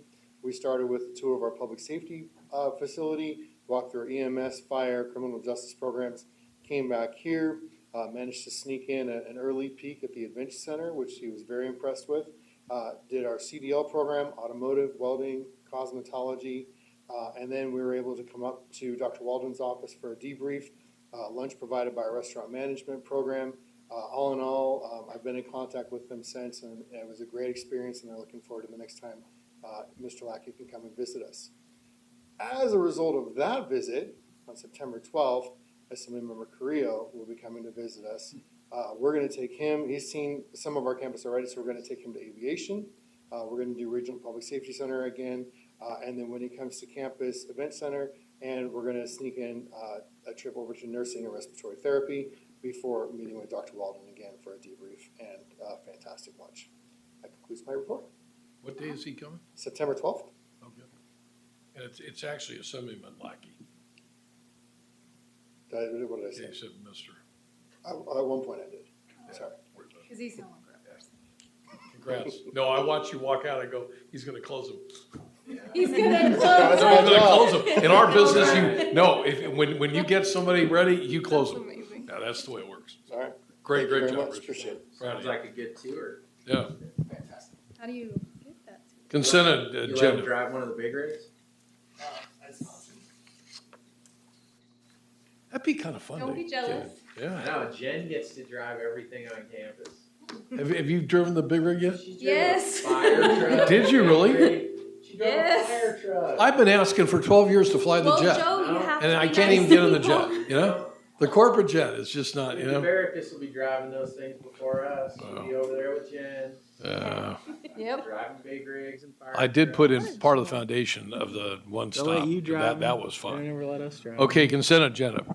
All matters listed on the consent agenda are considered by the Board of Trustees to be routine, have been approved by the President and Superintendent under Board Policy 2430. There will be no separate discussion on these items prior at any time the board votes on them unless a board member requests a specific item be removed from the consent agenda for discussion and separate vote.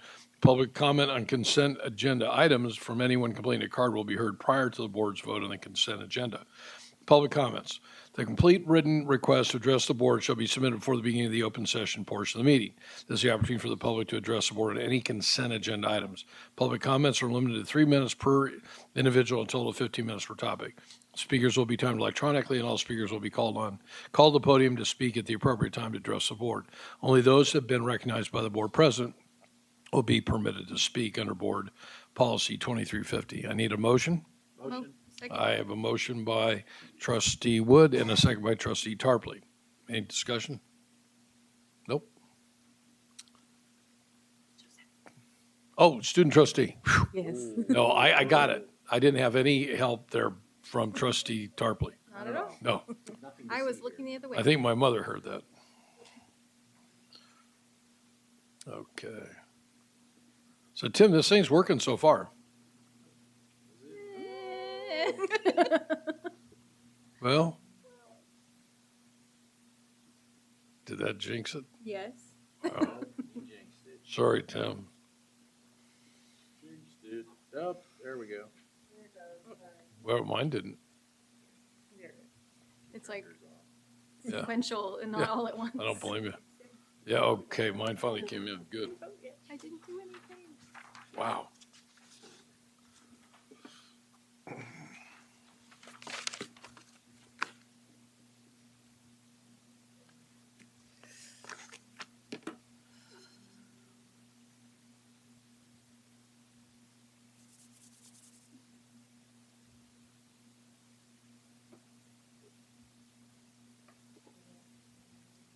Didn't show you. Perfect, thank you. Okay. Action agenda. The complete written request to address the board shall be submitted at the beginning of the open session portion of the meeting. Individuals who want to comment on action items may do so after being recognized by the board president before board discussion of a particular item during the meeting. Comments are limited to 3 minutes per individual, a total of 15 minutes per topic. Speakers will be timed electronically, and all speakers will be called on at the appropriate time to speak.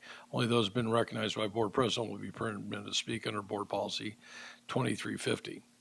We had do we have any public comments on? Nope. 11.2, Contract Ed, Cal State San Bernardino University Enterprises Corporation. Dr. Walden, just give us a, Motion. I need a motion. Motion. Second. I have a motion by trustee Tarpley and a second by trustee DeVericus. This is income to the district to provide contract education in the county. Thank you for the clarification. Student trustee? Yes. See, I didn't forget. Ooh, that was fast. Wow. Wow, that thing showed up now. No, I didn't get mine. You did? No.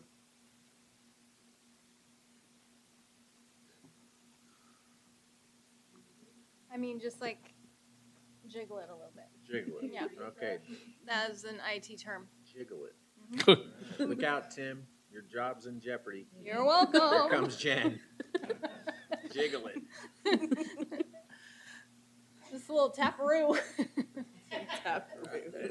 Taparoni. It's because you have to be fancy. That logged me out. Oh, Did it really? Yeah. I'm so good at this. Just verbal, yes. Can you log in his vote?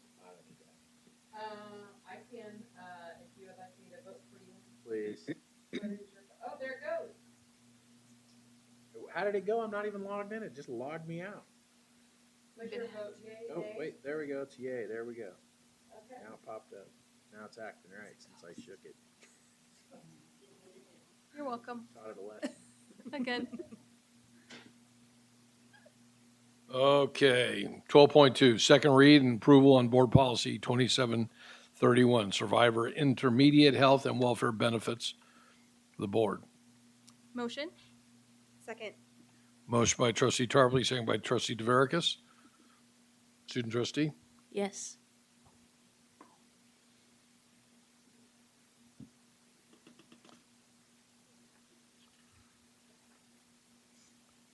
And Tim, you say this is a software update, huh? Seems it just makes it slower.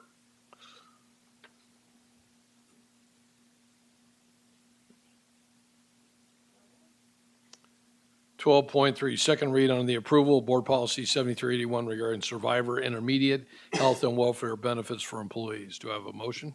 Motion. Do I have a second? Motion by trustee Tarpley, second by trustee Wood. Student trustee? Yes.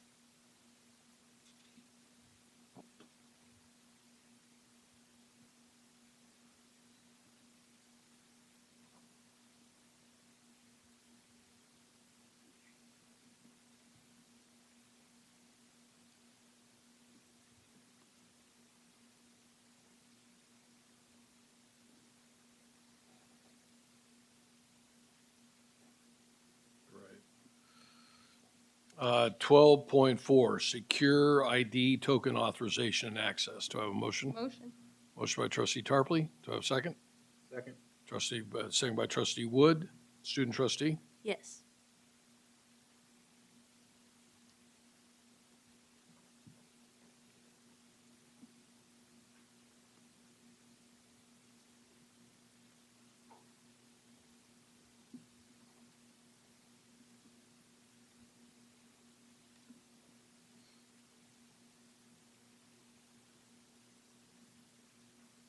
Great. 12.5, board delegation, certify and attest board action for Jackson Co. Hopefully I got that name right. Nancy Lewis and Karen Hardy. Motion. Have a motion? Second. I have a motion by trustee Tarpley, second by trustee DeVericus. Student trustee? Yes.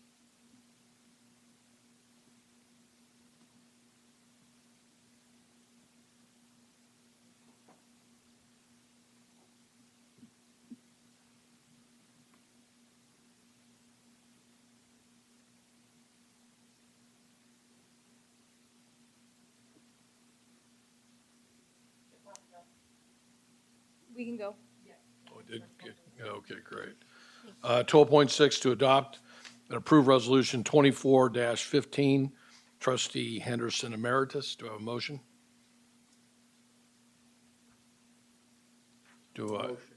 Second. A motion by Trustee Wood, So- second by Trustee Tarpley. I'm going to read this just to be sure it goes on the record. Yeah, so what will be done with this is,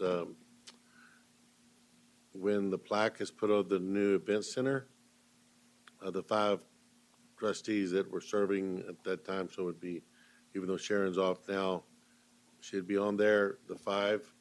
There'd be a space, then Dennis, with the designation of emeritus, and then, usually the next one is myself, or the superintendent president, so I'll be after Dennis with a space in between he and I. So that's what will be done with this on the plaque, because you guys talked about that in a previous meeting, so that's where this came from. And then I instructed our people that do the catalog that this should be listed in the catalog along with the other employees. We list faculty that have emeritus status, so he would get that log in that place in the catalog as well. Resolution number 2024-15, Victor Valley Community College, resolution honoring Trustee Dennis Henderson with a posthumous conferral of title of Trustee Emeritus. Whereas, having served as the longest-serving member of the Board of Trustees of Victor Valley Community College District for nearly 3 decades, late Dennis Henderson generously contributed his time and talents for the betterment of education. Whereas, during his tenure on the board, since being elected in 1997, Trustee Henderson has served as board president and other officer positions within the Board of Trustees. Whereas Trustee Henderson was initially elected to the general board, and when the board convened to voting districts in 2018, Trustee Henderson was elected trustee number 5 until the time of his passing in April of 2024. Whereas Trustee Henderson is survived by his beloved wife, Gloria, 59 years, with whom he lovingly shared 3 children and 2 grandchildren. Whereas a native of Detroit, Michigan, Trustee Henderson also resided in Florida and California, where he lived in Napa Valley till the time of his passing. Whereas Trustee Henderson obtained a master's degree in business from the University of Redlands, a bachelor's degree in business administration from California State University in Long Beach, and an associate's degree from Compton College. Whereas Trustee Henderson served in the United States Navy for 6 years, was a business owner, worked at the Los Angeles County Sheriff's Department for 4 years, and worked at San Bernardino County Sheriff's Department for 22 years, with 12 of those years serving as a detective for crimes against children. Whereas amongst his hailed professional accomplishments, every case Trustee Henderson pursued with the district attorney's office was successful in his favor. Whereas Trustee Henderson was a dedicated servant to the principle of academic excellence as reflected in his 14 years of educational service, with 6 years of teaching at Victor Valley Community College and 8 years of teaching at San Bernardino County Basic and Advanced Academies. Whereas in addition to a notable professional career in his lifetime, Trustee Henderson built 3 houses, piloted the Goodyear blimp, spoke with the likes of the late former President Ronald Reagan, the late former Senator John McCain, and the late musician, actor Rick Nelson. Whereas Trustee Henderson will forever be remembered for his professional integrity and commitment to the Victor Valley Community College District. Whereas through his dedicated service on the Board of Trustees, Trustee Henderson offered his expertise in education and government relations to guide the board with invaluable insight and thought, enhanced educational opportunities for residents of San Bernardino County, and devoted his time to contributing to the advancement of higher education. Whereas the board hereby offers its sincerest and most heartfelt gratitude and appreciation to Trustee Henderson for his decades of dedication to making the lives of students better and the educational foundation of our community stronger. Whereas it is fitting that Victor Valley Community College District recognize those members who have made demonstrable contributions to the higher education system. Whereas the contributions that Trustee Henderson made to Victor Valley Community College are exemplary and deserving of special recognition. Whereas emeritus status is an honorary title award for distinguished service to the academic community, and whereas the board wishes to convey that Trustee Henderson is forever a part of Victor Valley Community College District community, who has left a lasting mark on the students, faculty, employees, and trustees of the district, and therefore earned and is hereby conferred the honor and distinction of Trustee Emeritus. Now, therefore, be it resolved by the Board of Trustees of Victor Valley Community College District that this board posthumously confers the title of Trustee Emeritus on Dennis Henderson with all rights and privileges thereto. passed, approved, and adopted the 13th day of August, 2024 by the Board of Trustees of Victor Valley Community College District, State of California. Trustee, Yes. that was well written. That took a lot of work.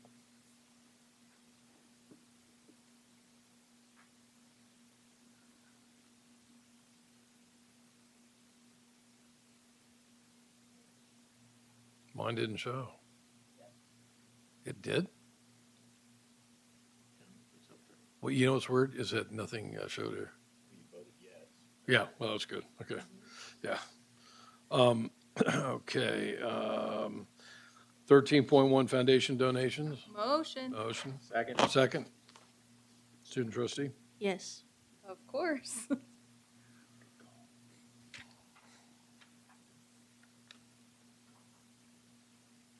you have a number that came in? Now, $433,000, 338. congratulations. 4333853 to be exact.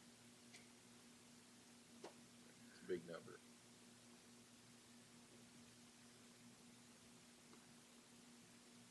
Good. 14.1 approval of a 5-year capital outlay plan for 2024 through 2030. Do I have a motion? Motion. Do I have a second? Second. Go ahead, no, give the 2 I have a, I was saying my name. I have a motion by trustee Wood and a second by trustee Tarpley. Oh, Student no, trustee? Yes. Trustee DeVericus, you gotta speak up. I was It's like a having tie to the runner, you know? I gotta be fast. Yeah, you gotta be quick. I mean, quick.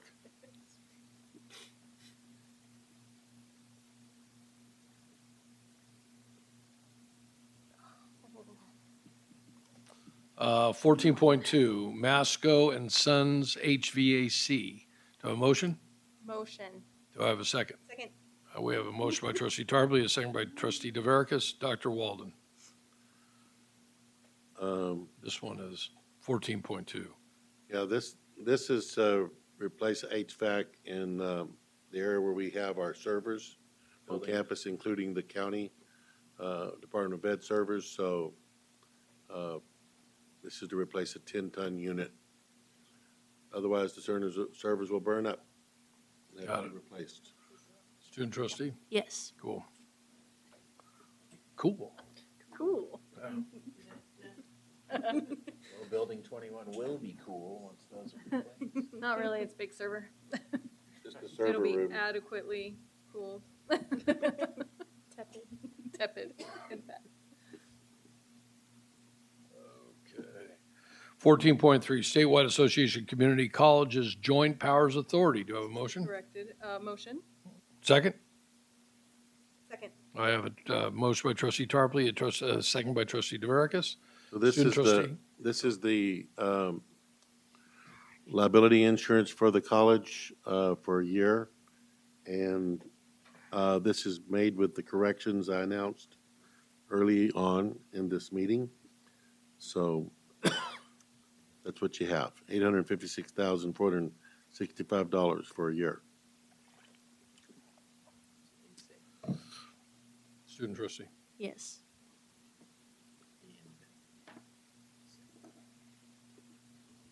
Bingo.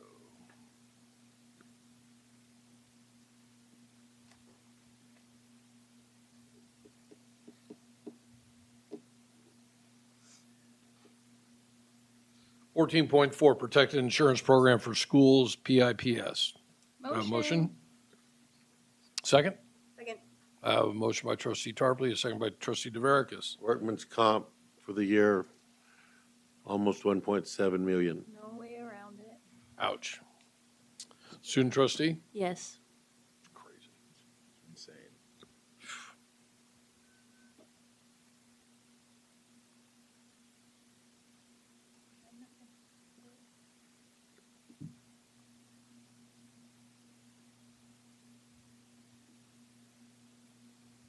Great. Section 15, 15.1 academic equivalency for Christopher Ferrolata. Is that right? Did I get his name right? Do I have a motion? Motion. Motion by trustee Tarpley, second by trustee Wood. Student trustee? Yes.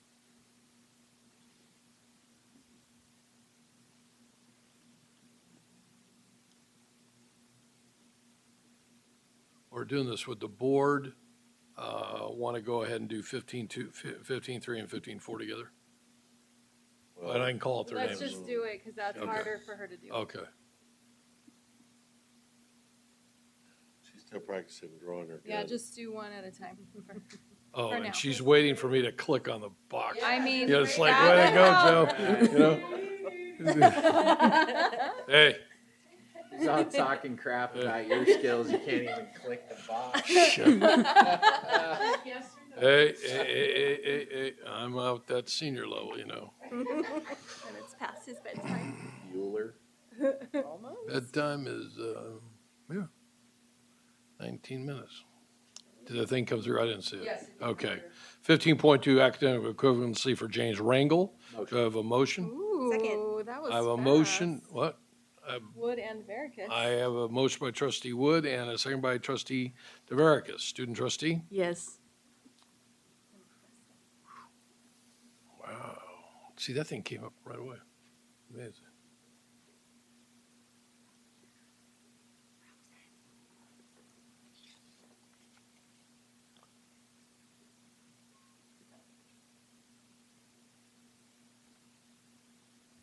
Bingo.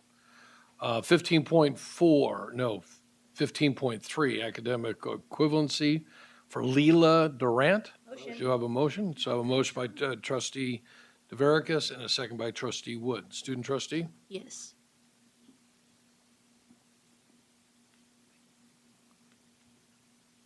There was a time we used to bribe the trustees. If we got out of here by 8 o'clock, somebody had to buy ice cream. I But think it was 7:30. And that ship has sailed. had it been cocktails at 7:30, we'd been out of here.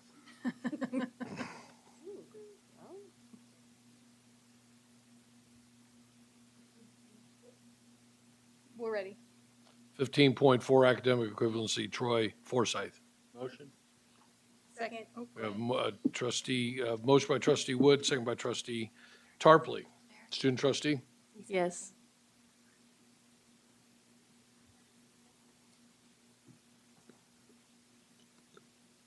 Bingo.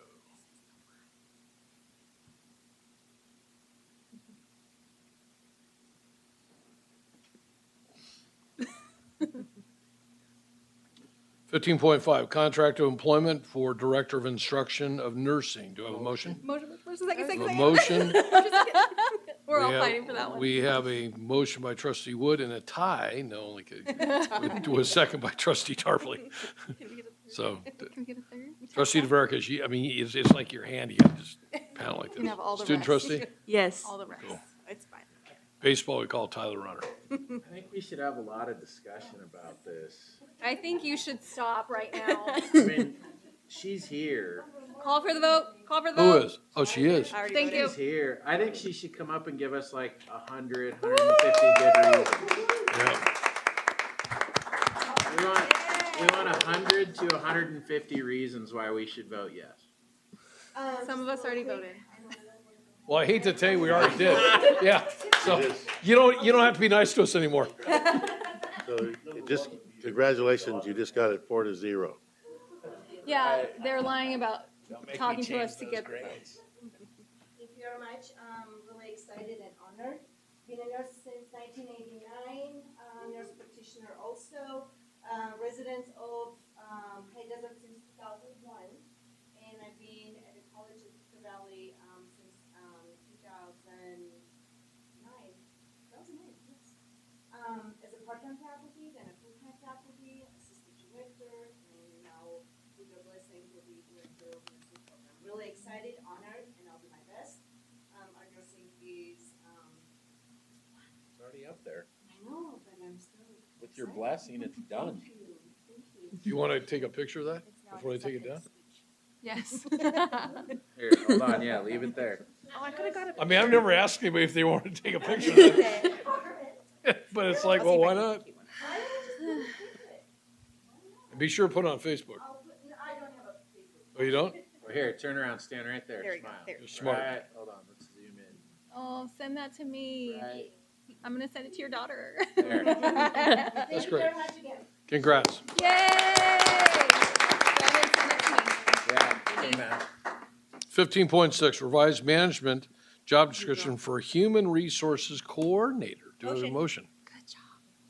Second. Do we have a second? Second. We have a motion by trustee Tarpley and a second by trustee DeVerekas. No, other way around. I mean, motion by trustee DeVerekas, second by trustee Tarpley. Apparently we sound alike. Yeah, it sound alike. Okay. Okay, student trustee? Yes. They're trying to rig it, you know, they're trying to, yeah, Yep. yep, I love it. okay.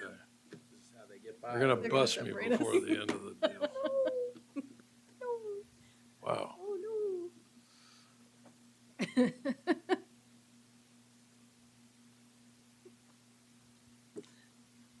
Yeah.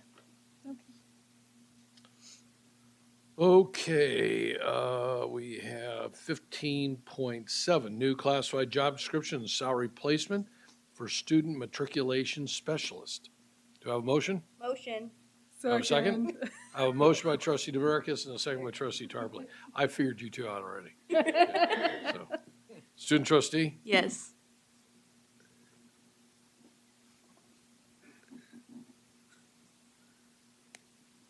Did you even chuckle a little? No? Okay. You know, none of us congratulated you for 4 more years. Congrats. It's okay. We don't need to jinx it.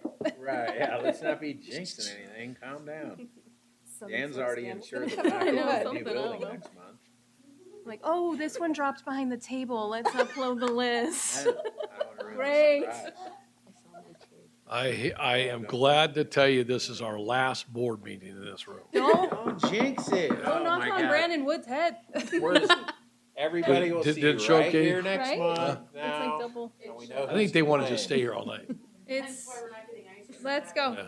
Yeah. 15.8, non-classified short-term employees. Do I have a motion?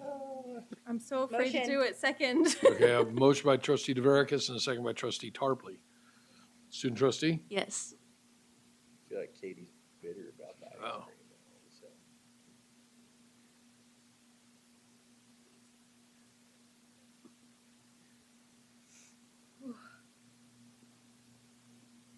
Is the other room going to be more temperature controlled? Because I'm freezing. Yeah. Right on it. We made it colder. 16-1. Nice, perfect. Here, feel my icicles. So under 16.1 is curriculum change. We don't need to do a motion on that, do we? Yes, you it's do. action item. Okay. We sure do. 16.1 curriculum changes. Do I have a motion? Motion. Second. Motion by trustee DeVerekas, second by trustee Tarpley. Student trustee? Yes.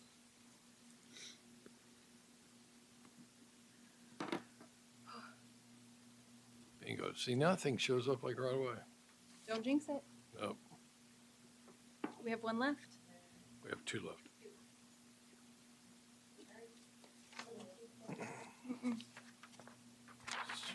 I'm 17.1 independent contractor agreement for RISE interpreting. Motion. Second, We have a motion by trustee DeVerekas, second by trustee the ASL Tarpley. interpretation. student It's a- trustee. Yes. Yeah, this is an open PO for $200,000 for the year to call for interpreters when they're needed for So, hearing impaired people.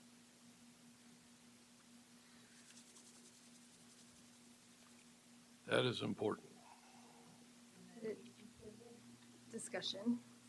18.1 discussion of honoring trustee Dennis Henderson emeritus. Okay, so this is not a voting area, but you asked us last month that cabinet would come back and give you some options, and so they're just options. You can think of another one if you like. Kirsten pulled the policy, the board policy on naming as to what is already in place in board policy. So from that policy, we brought you 4 possible options. One is for $100. By the way, this would be money you'd have to raise. The college can't pay this, and this money goes into the foundation to support the foundation. $100 to have a rose bush in the Memorial Rose Garden, which is up there by the theater. And then the second one was to name a seat in the PAC, and that's $1,000. put your name on a seat in the pack. Another one is to have a study corral, which is sort of a little round desk that students would study at, that you could have perhaps in the library for $1,000, or for $2,500, you can have your name on a bench at the college. So if you want to pick one of these and how you want to raise the money, or if you want to concede that you've already done that and honored him in making him trustee emeritus, his name will be on the plaque as you go into the building. So if you think that's enough, that's where you could stop. Or if you want this, we're handing it over to you after we spent many hours of discussion. I don't know about many hours, but we spent an hour. Some time. In my humble opinion, I believe we have served by giving the plaque on the huge event center. And so for me, not to be a total jerk or a-hole, that is enough. Student trustee. Please don't put those words. That was well said. Word for word. As I said last month, I don't know him as well, but I do believe that we are honoring him by giving him emeritus and the plaque on the event center. So I am perfectly fine with that.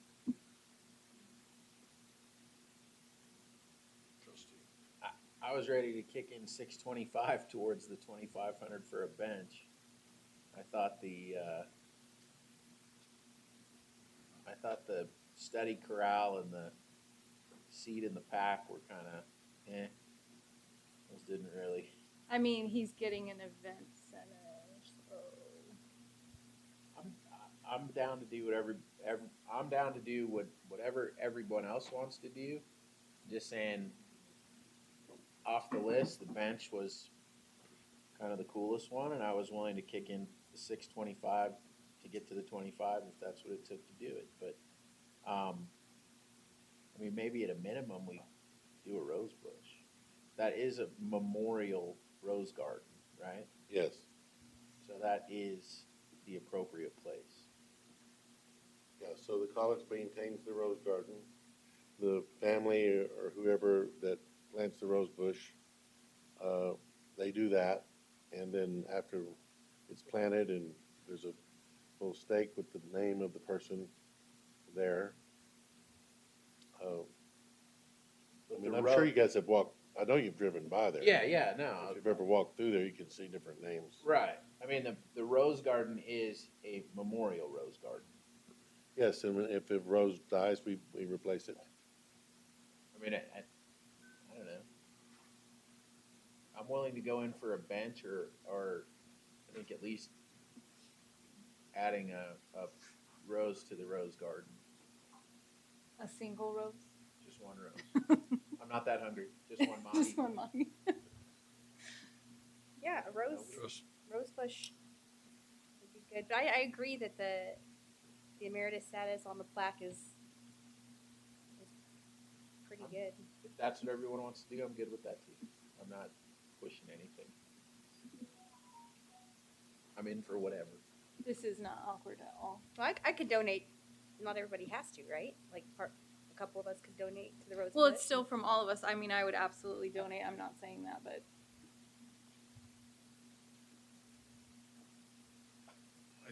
President Brady. I'm in for whatever. I actually think we had I think we actually had a really good conversation last month about this.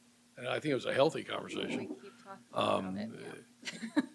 Trustee Wood, I've got no problems doing the bench, but, you know, it's, if we do it, everybody would need to do it equally. I also have no problems with the rose. So. I think that we've given a lot of consideration to the emeritus deal. The board threw out to put his name on the side of the building. Who all's in the rose garden? Is it staff? Is it the people that actually do the work at the college? People Is that it- have worked at the college, Mm. passed away, and their family went. Yes. Or it might be someone that the family, somebody who worked at the college, their family member died, Oh, okay. and they donate money, like, Yeah. we're gonna, when you go down to the event center, you see all the pavers out there. So one of the things the foundation will be doing is selling your name on the paver. Oh, that's cool. Like So- Disneyland and the 49ers Yeah, Stadium. like that, Mhm. just like that, Is that gonna be down at the new one? yes. Cool. I mean, So you can do wrap logos it up. like they do out at Sunset. Have you ever seen what they would done at Sunset Hills? Those are really cool. That raised a lot of money when you could buy paper. They were expensive, but your logos out there, The ones at even for the people that are dead to see, you know? I mean, and you can't barely read them. right, so. Yeah, I mean, I am all for not talking about this anymore. So really, this is up to the four of you to decide, put your money together, give it to me, and we'll do what you want. I don't have any problems throwing $100 personally and buying a rose. This isn't an Is action. that, I would say this, and I need to say this, and I need to say this carefully. Dr. Walden reached out to the family, and we've really heard nothing. I won't say the experience that I had, but, you know, there was a real big attempt by this college to reach out, and they have heard nothing. And I won't share, Dr. Dan knows my experience, and it was not a very fun outcome for what we went through, but kind of a disappointing one. I'm disappointed we haven't heard from Gloria, but that's the family's choice to do that. So I'm in for one rose at $100, or however we want to do it. We want to split away. I don't care. I just don't want to take something over that's for the faculty and staff that does the actual work and then just glom on because we're on the board. Right, yeah. You know what I I'm mean, saying? Yeah. That's all. I feel like the plaque, that's all good. We did it. Let's just check the box. And I don't mean to be brash, but let's move on. Sorry. I can go anyway. Like, where's the closer, Rick? We need the closer. She's calling it. Just stand up, Rick, and close them. Closer. So, No, wait, like, wait. Yes. Yeah. Okay, that's what I wanted clarity on. Thank you. So it's really at the will of if you want to honor the loved one. Yeah, that's what it is. Has the board ever placed anybody's rose in the rose garden? I'm sorry? Okay. And the board did that? I don't think so. Yeah. I think Right, I it's just- family. For family, Yeah, it feels a little family weird. purchases that. I mean, I wasn't gonna bring this back as an action item. I was just giving it to you for discussion, for you to kind of come to consensus and pool your money. If you wanna do the $100 rose, it's $25 a piece. Yeah, I mean, I don't have a problem with that. I If you wanna just, do the 2,500 bench, it's $625. yeah, I don't want to do that. Sorry. I feel like we gave a plaque and we gave emeritus status, and that is a professional way to honor our colleague, and then we could leave it at that. Good with that also? Okay. I'd be good with that. Okay, so I've said my piece. It sounds Everybody, like you got, Second. they just said they're good with what you just said. Yeah. Yeah. So the plaque is. do we all agree? And you guys can all blame it on me. Yeah, okay. fine. We all agree. We're done then. Thank you. So, I think that's well, a wait, professional wait, choice. I gotta read this to be sure we do this correctly. Hold on, I know we guys. were done with that. Yeah. Give me a second, Did so you? we're legal. That's what I meant. Oh, man, I almost Bench beat or the 8 rose. o'clock. Okay, hold on. Oh, it's not the first page, it's the Real last fast. page, huh? Hey, I'll leave you some. Okay, adjournment. It is the intention of Victor Valley Community College District to comply with the Americans with Disability Acts in all respects. Any person with a disability may request that the agenda be made available in the appropriate alternative format. A request for a disability-related modification or accommodation may be made by a person with a disability who requires a modification or accommodation in order to participate in the public meeting. To Monica Martinez, Victor Valley College, 18422 Bear Valley Road, Victorville, California, 93395. -5849, 760-245-4271, extension 2455 from 8:30 a.m. to 5 o'clock p.m., Monday through Friday, at least 48 hours prior to the meeting to make reasonable arrangements under Government Code Section 54954.2. This meeting is adjourned. Motion For what? to Use the adjourn jet? Oh, need to make a motion. Do I have a motion to adjourn? was Devericus. Motion, Tarpley. Trustee DeVerekas and trustee Tarpley, I heard him. We got you.